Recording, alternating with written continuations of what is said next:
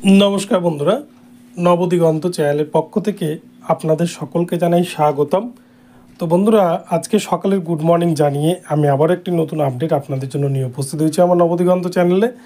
তো এখন আমি আপনাদের জন্য যে আপডেটটি শুরু করতে চলেছি সেটি হচ্ছে মাদ্রাসা সার্ভিস কমিশন যে গ্রুপ ডি এর পরীক্ষা নিল 1 সেপ্টেম্বর 2024 তারিখে। সেই পরীক্ষা কিন্তু এবার আবারও আদালত অবমাননার সামিল হতে চলেছে। আবারও নতুন করে কিন্তু মামলা দায়ের হতে চলেছে কলকাতা হাইকোর্টে।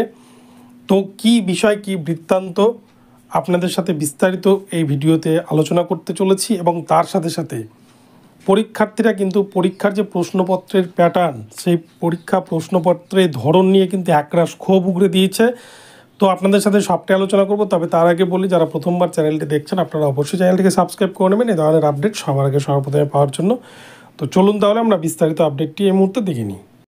তো বন্ধুরা, আপনারা জানেন কলকাতা হাইকোর্টের নির্দেশে দীর্ঘ প্রায় 14 বছর পর মাদ্রাসা সার্ভিস কমিশনের একটা মোটামুটি কিন্তু জট কেটেছে, এবং সেই জট কাটার ফলে একটা পরীক্ষা নিতে সক্ষম হয়েছে মাদ্রাসা সার্ভিস কমিশন, যে পরীক্ষা কিন্তু 1 সেপ্টেম্বর 2024 তারিখে নিয়েছে অলরেডি।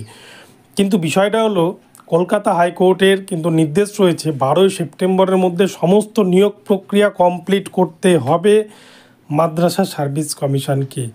সেক্ষেত্রে আজকে কিন্তু 5 সেপ্টেম্বর 2024 তারিখ, এবং এই 5 তারিখের মধ্যে এখনও পর্যন্ত মাদ্রাসা সার্ভিস কমিশনের তরফ থেকে কোনো রকমের কোনো আপডেট কিন্তু নেই। এবং এছাড়াও যেহেতু কোনো আপডেট নেই, কবে রেজাল্ট বেরোবে সেটা নিয়েও কিন্তু এখনও পর্যন্ত কোনো সঠিক তথ্য মাদ্রাসা সার্ভিস কমিশনের তরফ থেকে বা অফিসিয়ালিভাবে পাওয়া যায়নি।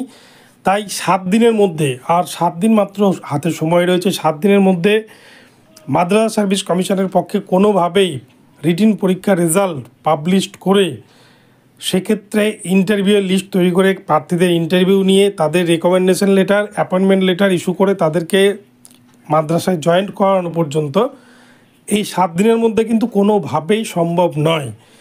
তাই কলকাতা হাইকোর্টের যেহেতু ডেডলাইন রয়েছে 12 সেপ্টেম্বর 2024 তারিখ, তাই 12 সেপ্টেম্বরের মধ্যে মাদ্রাসা সার্ভিস কমিশন যেহেতু সমস্ত প্রসেস কমপ্লিট করতে পারবে না, তাই কিন্তু আবারও আদালত অবমাননার সামিল এর মুখোমুখি হতে হচ্ছে মাদ্রাসা সার্ভিস কমিশন বোর্ডকে, এবং এই নিয়ে হয়তো নতুন মামলা দায়ের হতে পারে, এমনটাই কিন্তু শোনা যাচ্ছে মাদ্রাসা সার্ভিস কমিশনের পরীক্ষা দেওয়া বহু পরীক্ষার্থীর মুখ থেকে।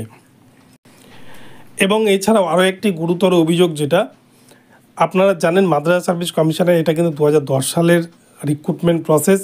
সেক্ষেত্রে মাধ্যমিক পাস যোগ্যতায় কিন্তু ক্যান্ডিডেটরা আবেদন করতে পেরেছিল সেই সময়, এবং এই মাধ্যমিক পাস যোগ্যতার পরে যেহেতু 14টা বছর কেটে গিয়েছে 2010 সালের পর, সেক্ষেত্রে প্রত্যেক পরীক্ষার্থী কিন্তু অধিকাংশ পরীক্ষার্থী গ্র্যাজুয়েট বা পোস্ট গ্র্যাজুয়েট বা MA BEd DLEd তারা কিন্তু অলরেডি করে রেখেছে।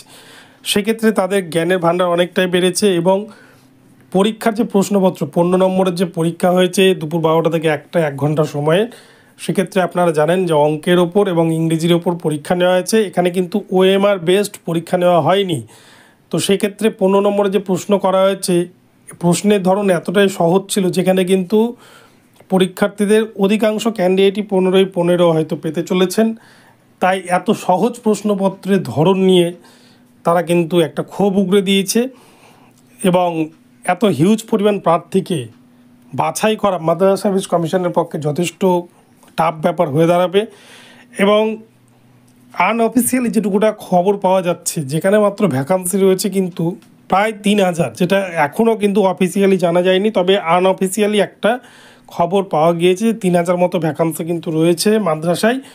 তো যদিও সেটা মাদ্রাসা সার্ভিস কমিশন রেজাল্ট বের করার পরে তারা জানাবে অফিসিয়ালি যে কতগুলো ভ্যাকান্সি রয়েছে।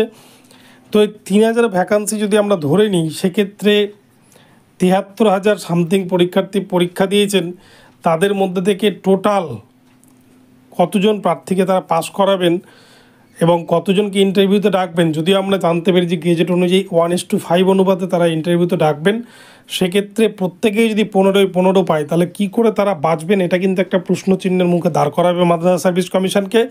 এবং সেক্ষেত্রে কিন্তু আবারও হয়তো নতুন করে এই নিয়োগ প্রক্রিয়া মামলার সম্মুখীন হতে পারে। তো অ্যাকচুয়ালি কী হবে তা কিন্তু বলা যাচ্ছে না। তবে 12ই সেপ্টেম্বরের মধ্যে মাদ্রাসা সার্ভিস কমিশন যদি সবগুলো প্রসেস কমপ্লিট না করতে পারে তাহলে কিন্তু আবারও আদালতে নতুন মামলা সামিল হয়তো হতে হচ্ছে মাদ্রাসা বোর্ডকে। তো বন্ধুরা, এখন আমি আপনাদেরকে এই আপডেটটি দিলাম। আপনাদের ভিডিওটি ভালো লাগলে চ্যানেলটিকে সাবস্ক্রাইব করে দেবেন, আর এই ধরনের আপডেট প্রতিনিয়ত পেতে আমার চ্যানেলটিকে ফলো করতে থাকুন। ধন্যবাদ সকলকে, সকলে ভালো থাকবেন। পরবর্তীতে নতুন আপডেট নিয়ে আসবে, দেখা হচ্ছে পরবর্তী ভিডিওতে। ধন্যবাদ।